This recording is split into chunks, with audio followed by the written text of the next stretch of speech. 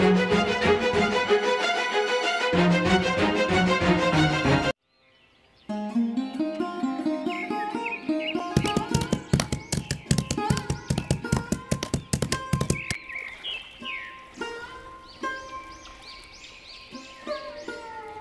ছোট্ট গ্রামে কালিন্দিনী নামের একটি মেয়ে বসবাস করত।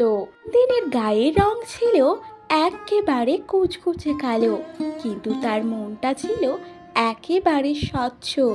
কালিন্দিনীর মা খুব ছোটবেলাতেই মারা গিয়েছিল, তাই তার বাবা আবারও বিয়ে করেন রত্না দেবীকে।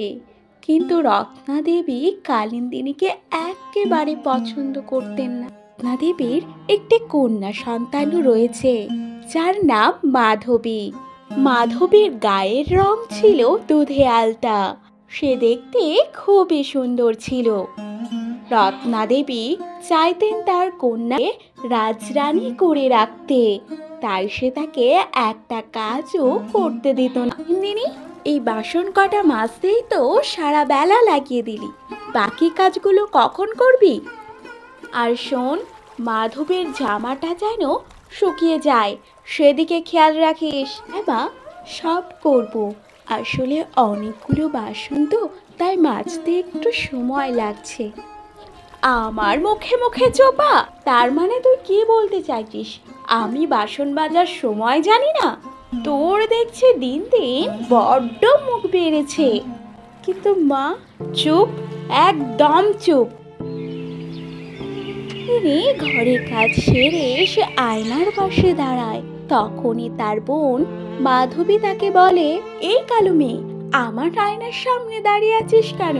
তোর ওই কালো চেহারা দেখে আমার আয়নাও লজ্জা পেয়ে যাবে। সর সর বলছি। কাক আবার ময়ূর হতে এসেছে। মাধবীর কথায় কালিন্দিনী কিছু না মনে করেই তাকে বলে, বোন, আয়না তো সবই দেখায়, কই মনটা তো দেখায় না। বাইরের সৌন্দর্যই সবই নয় রে। শুনুন শুনুন শুনুন, রাজপুত্র ইন্দ্রজিৎ দেব গুণবতী কন্যা খুঁজছেন। রূপ নয়, যিনি গুণে সহানুভূতিতে বিনয়ে উত্তীর্ণ হবেন, রাজপুত্র তাকেই বিয়ে করবেন। শুনুন শুনুন শুনুন। খবরটি রত্না দেবীর কানে পৌঁছাতে বেশি সময় লাগলো না। তারপর থেকে রত্না দেবী মাধবীকে রাজপ্রাসাদে পাঠানোর প্রস্তুতি নিতে লাগলেন। নতুন গয়না, রাজকীয় শাড়ি, চুড়ির টিপ, সমস্ত কিছুই কিনতে শুরু করলেন। বড় সুযোগ, এই সুযোগ হাতছাড়া করলে চলবে না। আমি নিশ্চিত রাজপুত্র আমার কন্যা মাধবীকেই পছন্দ করবে। আমি কি যেতে পারি? রত্না দেবী হাসতে হাসতে উত্তর দেয়, কি তুই যাবি রাজপ্রাসাদে? হাসালি আমাকে, ওই মুখ নিয়ে তুই যাবি রাজপুরীতে? দুধ ফুটলে যেমন পাতিলে কালি ধরে, তোর মুখ তেমনই রাজ দরবারের কালি হয়ে থাকবে। রত্না দেবীর কথা শুনে কালিন্দিনী ভীষণ কষ্ট পায় এবং সে কাঁদতে কাঁদতে ঘর থেকে বেরিয়ে যায়। সেদিন রাতে কালিন্দিনী কাঁদতে কাঁদতে বনে চলে গেল।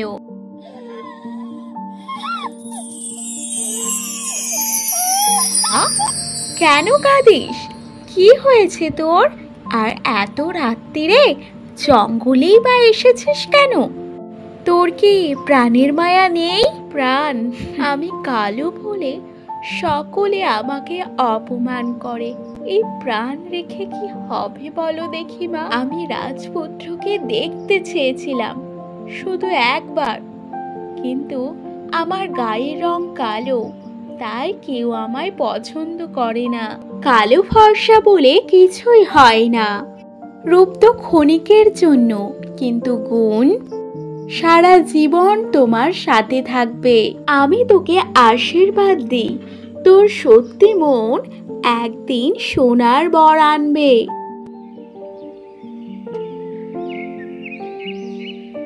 মাধবী এবং কালিন্দিনী দুজনেই বাজার করে ফিরছিল। হঠাৎই এক বৃদ্ধা এসে তাদের কাছে উপস্থিত হয়। মারে, অনেক দিন ধরে কিচ্ছু খাইনি, দুটো খাবার নয় দুটো পয়সা দে না মা, ভগবান তোদের মঙ্গল করবেন। এ মা, দূরে দাঁড়াও। পোশাকের কি ছিঁড়ি? তোমার মঙ্গলের না আমার দরকার নেই, কারণ দুদিন পরে রাজরানী হব আমি। এই বলেই মাধবী সেখান থেকে কজ করতে করতে সেখান থেকে চলে যায়। উফ, আজ কার মুখ দেখে যে উঠেছিলাম, এমনিতেই কালী মেয়েটাকে নিয়ে বাজার বেরোতে আছে, তারপরেই ভিখারি। তুমি আমার বোনের কথায় কিছু মনে করো না, ও বরাবরই ওই রকমই। তুমি এই টাকাটা রাখো, দুটো মুড়ি কিনে খেও, ঠিক আছে? আমার অনেক দেরি হয়ে যাচ্ছে। এই বলেই কালিন্দিনী সেখান থেকে চলে যায়। পরদিন সকালবেলা কালিন্দিনী এবং মাধবী সেজেগুজে রাজপ্রাসাদের উদ্দেশ্যে রওনা হয়ে পড়েন। হঠাৎই তাদের সামনে এক বৃদ্ধা এসে পড়ে। এ কি, আমার এত সুন্দর শাড়ি তুমি নষ্ট করে দিলে? তুমি জানো এর দাম কত? বুড়ো, তুমি কি চোখে দেখতে পাও না? তোমার নামে আমি রাজামশাইয়ের কাছে নালিশ জানাবো। বিশ্বাস করো মা, আমি ইচ্ছে করে করিনি। তুমি রাজামশাইকে কিচ্ছুটি বলো না। থাক থাক, আমি সব বুঝি, ইচ্ছে করেই করেছো তুমি এসব। বোন, কি করছিস? এমনিতেই ওনার অনেক ক্ষতি হয়ে গেছে, তোর এই শাড়ি বাড়ি গিয়ে আমি ধুয়ে পরিষ্কার করে দেব। আচ্ছা বুড়ো বাবা, তোমার কোথাও লাগেনি তো? তুমি ঠিক আছো?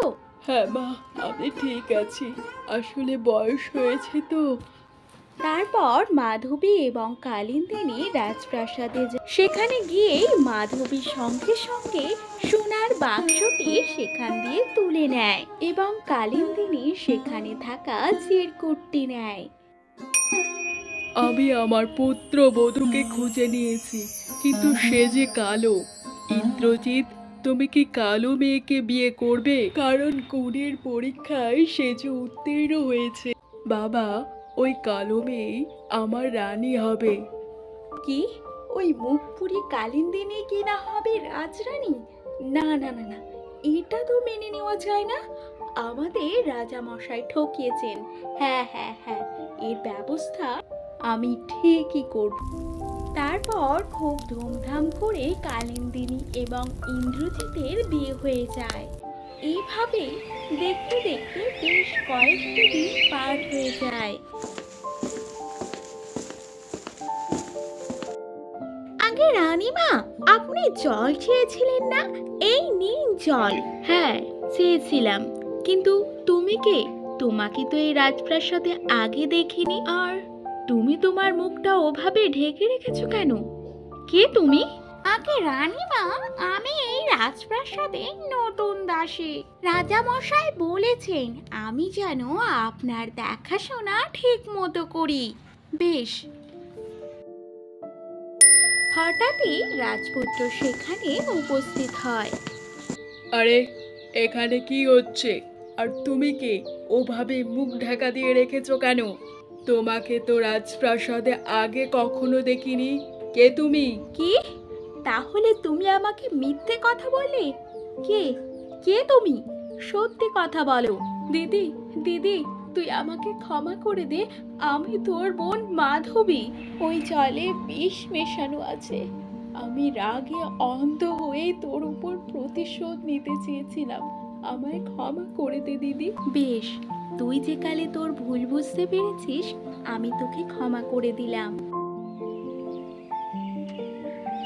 একদিন কালিন্দিনী এবং ইন্দ্রজিৎ দুজনে গল্পগুজব করছিল। ইন্দ্রজিৎ কালিন্দিনীকে খুবই ভালোবাসতেন। হঠাৎই সেখানে চন্দ্রমুখী দেবী উপস্থিত হয় এবং বলে, কালিন্দিনী, তুই তোর সমস্ত পরীক্ষায় উত্তীর্ণ হয়েছিস। এইবার তোর রূপ যে ফিরিয়ে দেওয়ার পালা। তোর মনের মতো তোর রূপটিও সুন্দর করে দিতে চাই। না না দেবী মা, আমি কালিন্দিনীকে এই রূপে খুব ভালোবাসি। তাছাড়া কালিন্দিনীর রূপ দেখে আমি বিয়ে করিনি। ইন্দ্রজিতের এমন কথা শুনে দেবী প্রসন্ন হয়ে সেখান থেকে চলে যান। আমাদের এই গল্পটি ভালো লাগলে একটু লাইক করবেন এবং আরও নতুন নতুন গল্প পাওয়ার জন্য আমাদের চ্যানেলটি সাবস্ক্রাইব করে রাখুন।